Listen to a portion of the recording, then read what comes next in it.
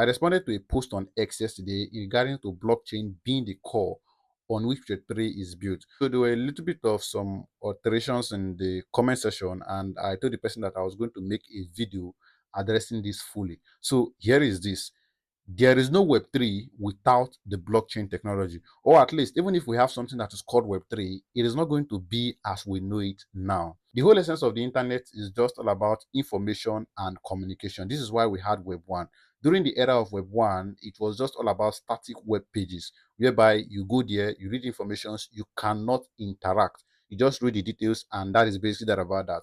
Now, this was good. It solved the problem of information and communication in the sense that we now no longer need the traditional method of sending informations like newspaper, town criers, gongs, and any of those stuff. So this time around, anybody with an internet connection can access information easily. But the problem that it had is that people could not interact. This is why we now have Web 2, which brought about the era of social media.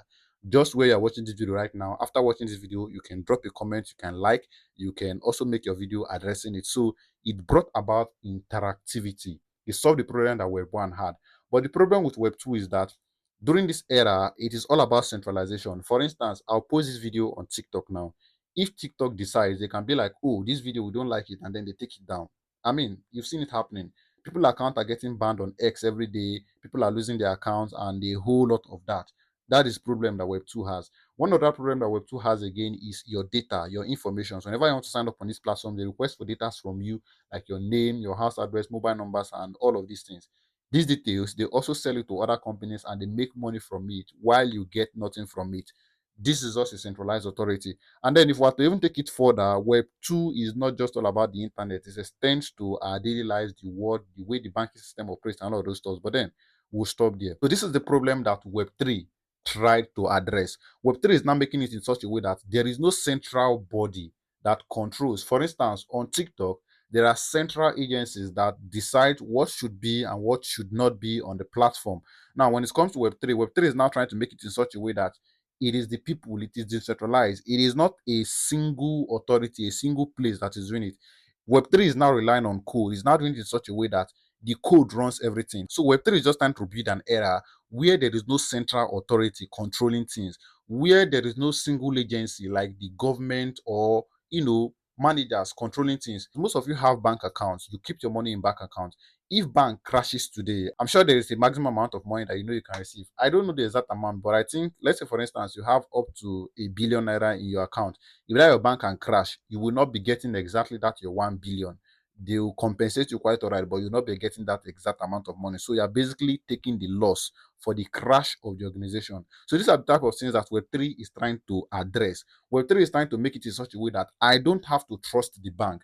I want to know that if I put my money here, I'll definitely get my money back as long as I'm not hacked. Not that you want to tell me that the company crashed. Web3 is trying to make it in such a way that if I want to borrow this person money, I don't have to trust the fact that I don't want to believe that this person might pay, this person might not pay. In conclusion, Web3 is just trying to build that internet era whereby we don't need a single central authorities that are making decisions. Decisions are going to be made generally by the people. There is a term we refer to this called DIOs, that is decentralized autonomous, blah blah blah blah blah. But then that is basically that about that.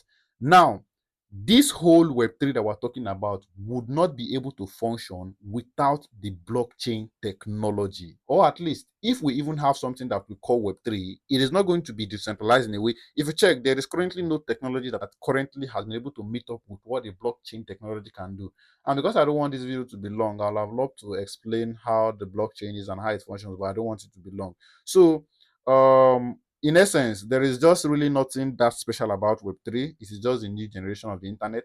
Probably in the next coming future, we're going to have Web4 because there are even some developments right now. Quantum computing. I heard that quantum computing is something that could destroy blockchain entirely. So maybe when we get to that era and that happens, we might need a better solution again, which will lead to the generation of Web4.